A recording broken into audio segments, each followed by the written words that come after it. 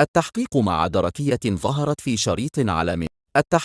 التحقيق مع دركية ظهرت في شريط على منصة تيك توك بأجواء راقصة.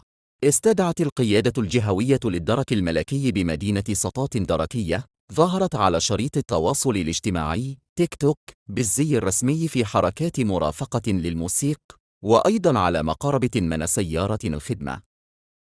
وأفادت المصادر أن القيادة الجهوية للدرك باشرت اليوم الجمعة التحقيق مع الدركية المنتمية للمركز الترابي أولاد سعيد التابع لسرية سطات، مشيرة إلى أنها وجهت شريط الفيديو موضوع التحقيق عبر قرص مدمج إلى لمخة برلعلمية التابعة للدرك لملكوي بالربط من أجل للتحقق من المحتوى لقميل للشريط وللتأكد من صحته.